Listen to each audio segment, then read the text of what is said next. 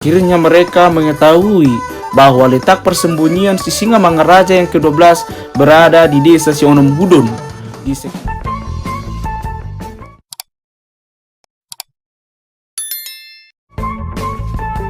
Halo guys, berjumpa lagi dengan Mangapul JMH Channel.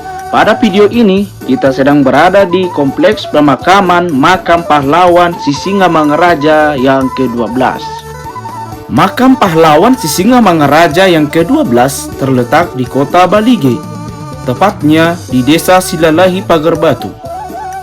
Lokasinya tepat berada di belakang kompleks kantor bupati dan kantor DPRD Kabupaten Toba, dan juga dekat dengan Yayasan TB Silalahi Center guys.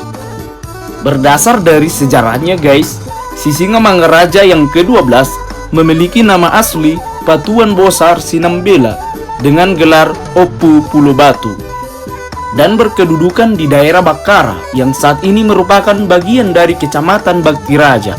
Kematian Raja Sisingamangaraja yang ke-12 terjadi setelah melakukan perlawanan kurun waktu selama 30 tahun.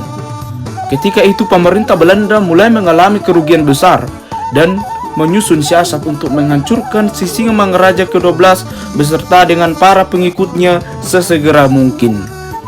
Kemudian pemerintah Belanda merekrut seorang pimpinan militer yang terkenal kejam dari Eropa bernama Hans Christoffel. Pada tanggal 12 Mei tahun 1907, mereka membentuk pasukan Marsose dengan misi memburu Sisingamangaraja dan seluruh pengikutnya. Ketika pasukan pimpinan Christoffel melakukan pengintaian, mereka berhasil menangkap mata-mata Sisingamangaraja ke-12.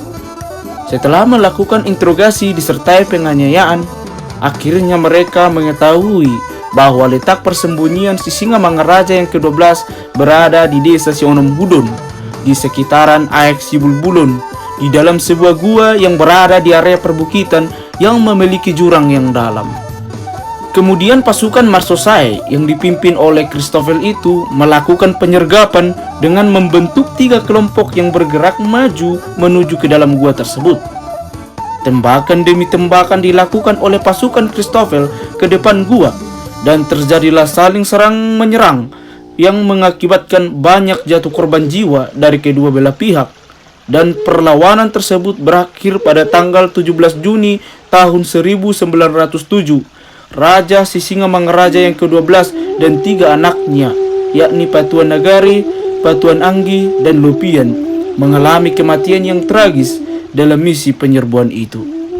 Kematian tragis yang dialami Raja Sisingamangaraja yang ke-12 karena kekebalan yang dimilikinya pudar akibat terkena pantangan, dalam bahasa Batak tersubang. Ketika dia melihat putrinya Lupian tergeletak oleh karena tembakan musuh, dia memeluk dan meraung penuh kesedihan hingga darah putrinya membasahi tubuhnya, dan darah tersebut membuatnya lemah. Dan Raja Sisingamangaraja yang ke-12 kemudian mengeluarkan kerisnya, pisau gajah dopak. Namun tanpa dia sadari itu merupakan siasat pasukan Belanda mencari sisi kelemahan Raja Sisingamangaraja yang ke-12, dan rencana mereka berhasil. Akhirnya Raja Sisingamangaraja yang ke-12 meregang nyawa karena tembakan peluru menembus bagian kepalanya. Kematian Raja Sisingamangaraja yang ke-12 menimbulkan duka yang mendalam bagi masyarakat Batak ketika itu. Jenazah Sisingamangaraja yang ke-12 dan kedua putranya diusung dari Dairi melalui Sihotang singgah di Harian Boho, kemudian naik kapal dan diangkut ke Onan Balige.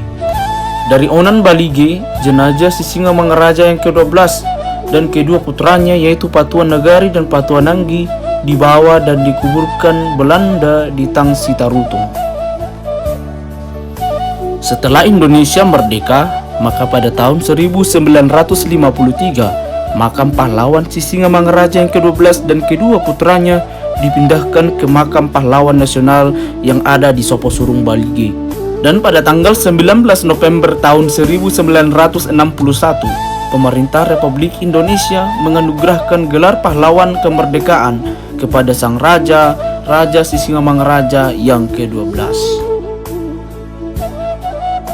Begitulah kira-kira informasi tentang sejarah kematian Raja Sisingamangaraja ke-12 yang bisa kami sampaikan.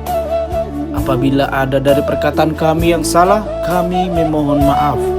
Terima kasih telah menonton video kami. Jangan lupa like, share, dan subscribe ya guys. Sampai jumpa di video selanjutnya.